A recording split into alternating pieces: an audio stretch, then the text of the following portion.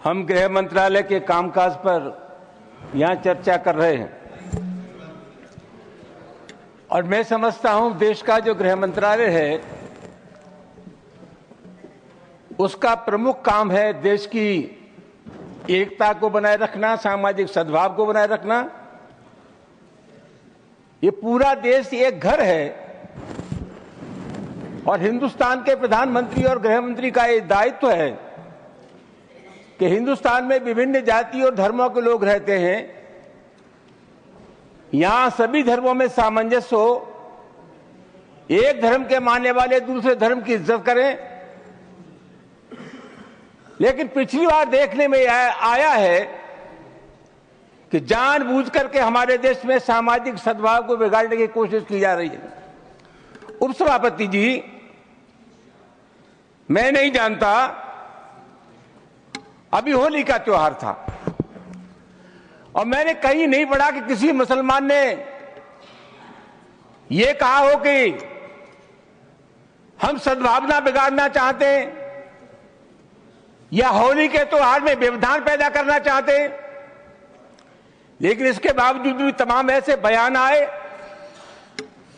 जिसके चलते समाज में दरार पैदा हुई, रिश्ते खराब हुए।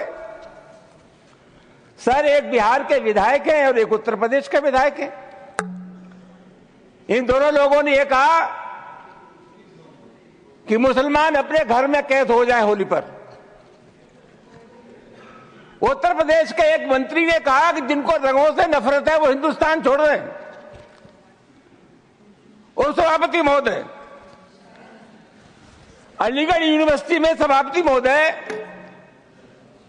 पहले होली का त्योहार नहीं होता था, परमिशन नहीं मिली। अब जब वहां अनुमति नहीं मिली, बाद में अनुमति मिल गई थी, तो वहां के एक जनप्रतिनिधि ने कहा कि जो इसका विरोध करेगा उसको मुंह पर पहुंचा देंगे। सभापति जी, कानून का राज है या जंगल का राज है? इस प्रकार की जो भाषा बोली जाती है वो किसी भी कीमत पर इस देश की सेहत के लिए ठीक नहीं है। और मैं बहुत अफसोस के साथ ये कहना चाहूंगा कि बीजेपी की सरकार है, बीजेपी का कोई जिम्मेदार नेता या कोई मंत्री इन सब चीजों का प्रतिवाद नहीं करता। यह नहीं कहता कि इस प्रकार की जो भाषा बोलते हैं उनसे हमारा कोई संबंध नहीं है।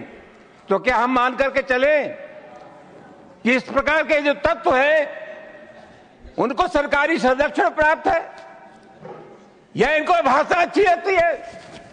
सभापति महोदय, बार बार कहा जाता है और अभी कहा गया कि जो लोग होली में के त्योहार पर होली नहीं खेलना चाहते, और जैसा मैंने कहा जिनको रंग पसंद नहीं है वो हिंदुस्तान छोड़ दें। उपसभापति महोदय, मैं आपके मार्फत ये जानना चाहूंगा, ये देश किसी के बाप का देश है? हिंदुस्तान में विभिन्न जातियों के धर्मों के लोग रहते हैं। इस देश की मिट्टी पर जितना अधिकार हिंदू का है उससे कम अधिकार हिंदुस्तान के मुसलमान का है। राष्ट्रीय आंदोलन में हिंदू, मुसलमान, सिख, ईसाई सब लोगों ने तिरंगे झंडे के नीचे एक कौम बनाई। आखिरी मुगल बादशाह जफर, उसके बेटों का सर कलम कर दिया गया, बादशाह जफर के पास भेज दिया गया और अंग्रेजों ने कहा दमदमे में दम नहीं, अब खैर मांगो जान की, ए जफर ठंडी पड़ी अब तेग हिंदुस्तान की। बूढ़ा बादशाह जफर ने कहा गाजियों में बू रहेगी जब तक ईमान की, तख्त से लंदन तक चलेगी तेग हिंदुस्तान की। सभापति महोदय, कौन है इसका ठेकेदार? हर बात पे एक तो ये बीजेपी के लोगों का तकिया कलाम हो गया है सभापति महोदय कि मुसलमान, इनमें बाबर का डीएनए है। उपसभापति महोदय, मैं जानना चाहूंगा कि बाबर का डीएनए मुसलमान में है। हिंदुस्तान का मुसलमान तो बाबर को अपना आदर्श मानता नहीं है, वो तो मोहम्मद साहब को अपना आदर्श मानता है, सूफी संतों की परंपरा को अपना आदर्श मानता है। लेकिन सभापति महोदय, मैं जानना चाहूंगा कि बाबर को लाया कौन? बाबर को इब्राहिम लोदी को हराने के लिए राणा सांगा लाया था। तो मुसलमान तो बाबर की औलाद हैं और तुम गद्दार राणा सांगा की औलाद हो, ये हिंदुस्तान में तय हो जाना चाहिए। अगर बाबर की तो आलोचना करते हैं, राणा सांगा की आलोचना नहीं करते। सभापति महोदय, ये बहुत सभापति महोदय, ये देश की एकता आप अनुभवी आदमी है, बातचीत में संसदीय मर्यादाओं का ध्यान रखें, संसदीय मर्यादाओं का ध्यान रखें। Time is over. जो भी चीजें संसदीय मर्यादा के अनुकूल नहीं है, आजादी की लड़ाई में गुलामी की थी सभापति महोदय। Please your time is over, you please sit. माननीय श्री वाई को, ये देश किसी के बाप का देश है। हिंदुस्तान में विभिन्न जातियों के धर्मों के लोग रहते हैं। इस देश की मिट्टी पर जितना अधिकार हिंदू का है, उससे कम अधिकार हिंदुस्तान के मुसलमान का है। बादशाह जफर, उसके बेटों का सर कलम कर दिया गया, बादशाह जफर के पास भेज दिया गया और अंग्रेजों ने कहा दमदमे में दम नहीं, अब खैर मांगो जान की। यह जफर ठंडी पड़ी अब तेग हिंदुस्तान की।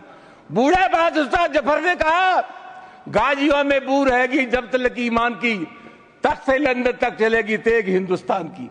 एक तो ये बीजेपी के लोगों का तकिया कलाम हो गया है सभापति महोदय कि मुसलमान, इनमें बाबर का डीएनए है। लेकिन सभापति महोदय, मैं जानना चाहूंगा कि बाबर को लाया कौन?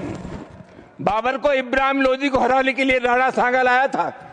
तो मुसलमान तो बाबर की औलाद हैं और तुम गद्दार।